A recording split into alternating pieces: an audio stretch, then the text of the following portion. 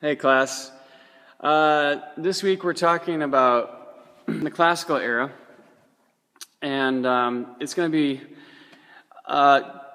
good and bad because you haven't been hearing sounds you're very accustomed to this point, like Baroque and medieval music, maybe a little bit of a stretch for your ears just being at a comfort level. That's the good news. You're going to start to hear some very familiar sounds. Major orchestras, violins, string instruments, and you don't have to focus on not being able to understand the language when it's orchestral music or instrumental. The bad part is that a lot of the time when you hear this music, it's extra musical. It's either supposed to be in the background in an elevator, or you do it to fall asleep, or you do it while you're studying almost to blot out other noises that might distract you, or you listen to it before you took the ACT because someone said it made you do better. These are extra musical reasons, and this semester we're trying to work on musical reasons. So in a lot of ways, my job gets tougher because I'm trying to focus you on hearing this music, and I find it's kind of a stretch. So I'm going to try to give you a tool today to help you out. And it's Sonata Form. Sonata Form was everywhere, as you'll read in your text. I don't have to get into it. And last week you read that sonatas were instrumental while cantatas were sung. And this week we're going to realize that the meaning changed over the years. And this Sonata Form talks about the structure of a piece. The structure being how it's constructed, And what it is very simple. It's ABA. And that's very easy. And when you get into the nuts and bolts of it, it can get a little bit more complicated. But on a very basic level, not really. And if you can just learn this one little thing, Sonata Form, you're going to get the most mileage out of anything you get in this class, and it'll last you for the rest of your life. And it can be really engaging to listen to classical music if you know what to listen for. So we're going to look at one of the pieces that's in your listening this week on your listening journal, and that's by Mozart. It's Symphony number 40 in G minor. And so just to get you started, G minor and major and minor symphonies get treated slightly differently in sonata form. And let's go to the book here. Hopefully I can do this without having a jarring difference. All right, here's the form in the book. So you see the three parts, the ABA, very simple. You have the exposition, the development, and the recapitulation. And what happens is it's a lot like theater or watching a play. The exposition, things are presented to you. In the development, the plot thickens, a problem happens, there's some reason to watch, right? And in the recapitulation, the problem is resolved, a conclusion is reached. So we're looking at theme 1 here, and theme 1 is going to be called the tonic key. Theme 2 is going to be the dominant key in a major symphony. So if we're in C, then theme 2 is going to be in the dominant, which is 5 up. Let's count. 1, 2, 3, 4, 5. That's G, so the dominant key will be G. Okay? And I can explain really quickly why that is. It's because it's an easy change. C major has no sharps, no flats. All white keys. All right? Now if we take G major, which is what theme 2 would have to be in, there's only one different note. That's the F sharp is added. Every other key is still white. All right? So a composer can be going crazy around on the white keys, and you don't really know, even if the G becomes the center, you don't really know you're in G until you hear an F sharp. That's the only time you can really be certain. All right? Now let's take a look at Mozart's minor symphony. Very similar, except they make an even easier change. G minor. You see how the difference of that sounding is, the scale? If it was major, it'd be this. Mistake. But it's this. Okay. And that's a minor chord. The 1, 3, 5 of that scale is a minor chord. Okay, well, why do they go to the mediant instead of the dominant? Because it's even less of a change. If you go to the mediant, that means 3. Let's count 1, 2, 3. So we're starting on the B flat instead.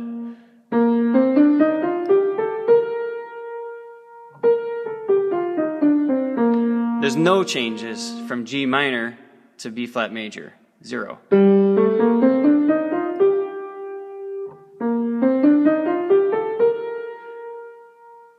And it's a little bit complicated here, but the only reason you hear it as happy and sad is because it's modes. This is Ionian mode. And then a minor scale would be Aeolian mode.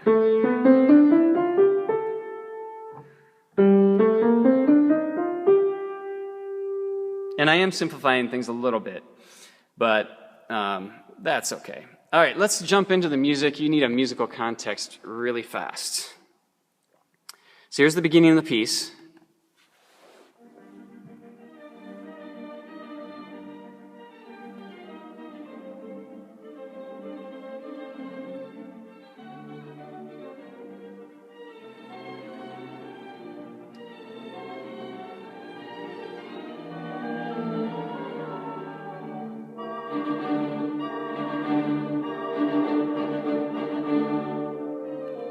Okay, so that was theme 1. 25 seconds long or so, and that's all the longer it lasts.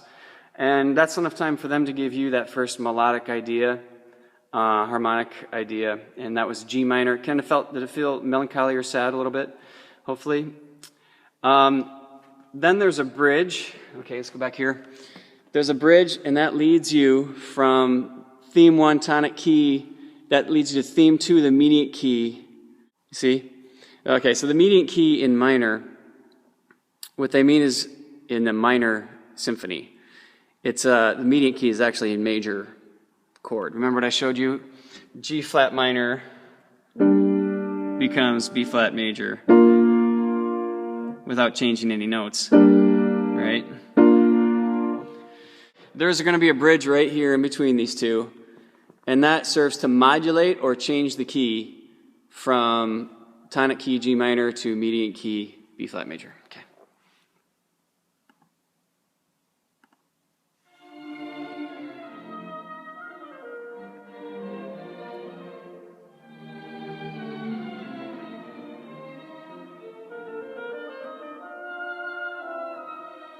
That was it. Then when I turned it off, it was repeating already. So that's theme 2. So these are the 2 seeds of the orchestra. You've got and you've got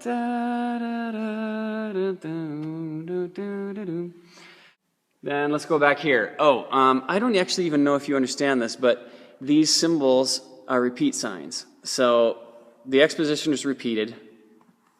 Sometimes, not always, sometimes the development and recapitulation are repeated as well. Okay, let's listen to a little bit more. Let's listen to the end of the exposition.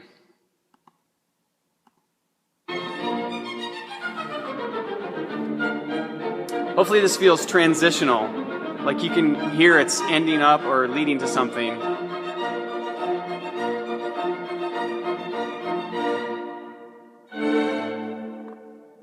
Okay, so that was, you heard a big abrupt silence, pregnant silence sometimes that it's called, and that's called a cadence, but it's also like a very big demarcation point. For you, that's something you should listen to in a lot of symphonies. You're going to hear something similar happen, especially in the classical area.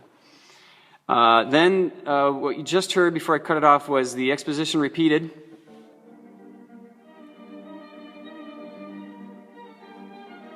And like I said, musicians, they're going to see these repeat signs in their music. Every note everything, dynamic markings, everything is repeated the second time through as it was in the first. Let's listen to the beginning of the development real quick.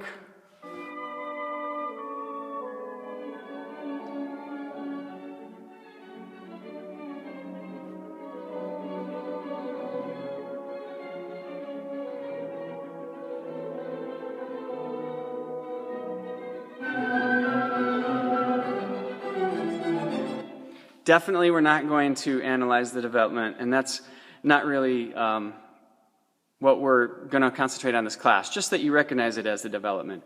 He took the beginning of theme 1, you know, he took that and he split it off from the rest of the melody, and he altered it a few times. He sequenced it down. You felt it syncing, the chords were syncing, the melody was syncing. This is the time when the composers really get to have fun messing with stuff. And I could go into all kinds of stuff. They take the melody, and when you break a melody up into small pieces like 3 notes or 5 notes or something, those are called motives. So he'll take that motive, he'll turn it upside down, he'll turn it backwards, he'll do both. Then they'll change the rhythms, they'll do all these interesting things with the harmonies. So it's actually a really clever thing to listen to when you really understand how they're operating. A really fun mental exercise, definitely. All right, so we get to the end, and let's see how this should be. This leads us back into the recapitulation then. Wait, let's look here. Okay, so we went through the development, many keys, free development, and then we're going to land back in G minor tonic key for the recapitulation. Okay, theme 1. Let's listen to the end of the development.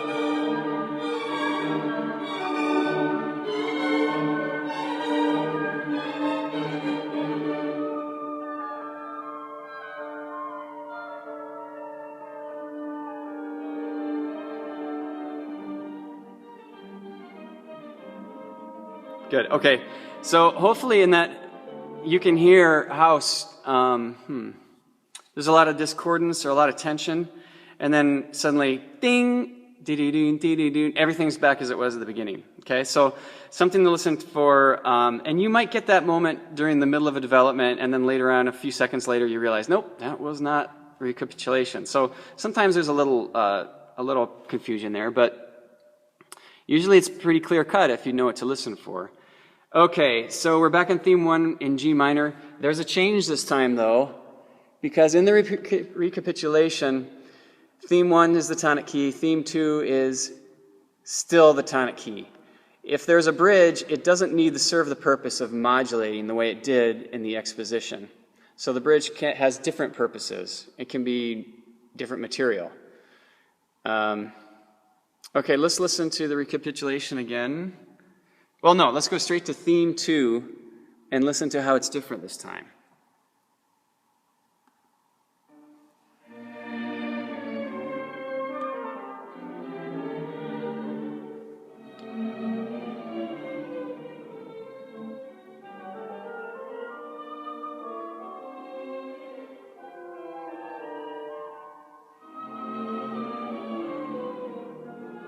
Okay, so theme 2 is in a minor key now. It's in G minor instead of B flat major. Let's listen to theme 2 from the exposition. This is the major one at the beginning.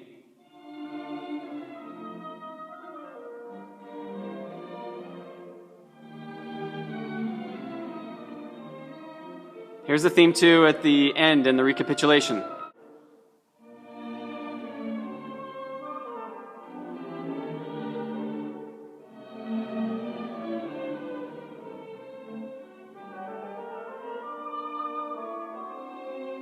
Okay.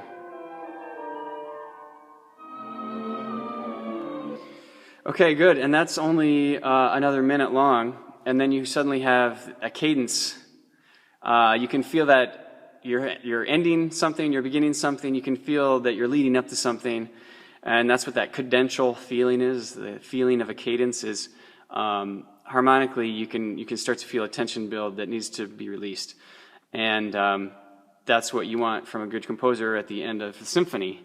Let's listen to that.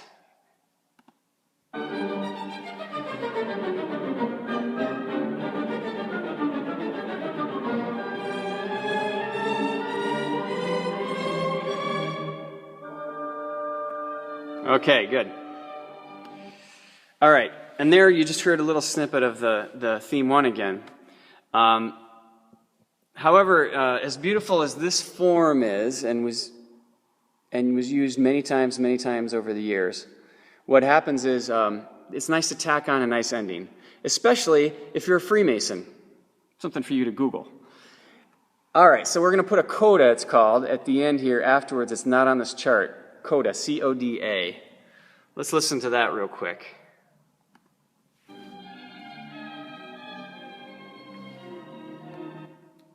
Let's start at the beginning of the coda. There you go. Okay. And now here, this is the ending.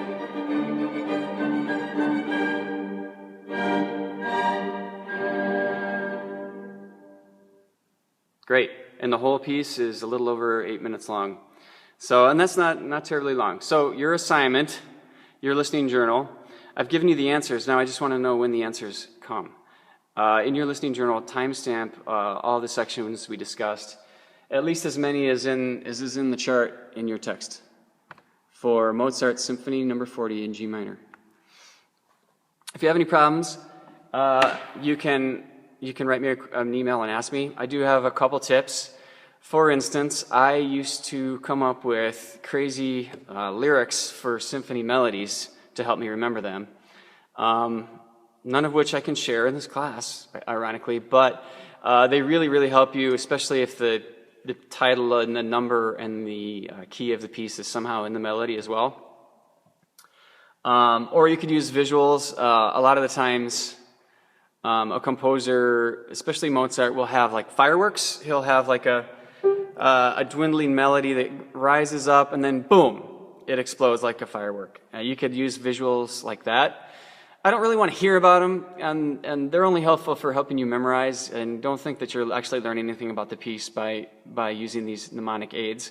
One final tip I have is, and this might seem really childish, especially because I did it in purple crayon, but I used to do this when I had too much to have to remember. I would write kind of a chicken scratch of the melody, and if you just remember that shape, you should be able to remember the melody pretty well.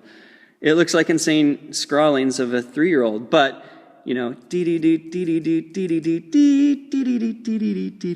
right? And then in theme 2, you go da da da da dum dum dum dum da da dum da da da da da da. Okay, so you don't have to do that. Anything you do that works is acceptable with me. So, class, I think you're doing a great job, and we'd really love to see some concrete answers this week on the listening journal. And also, email me if you have any questions. Thanks.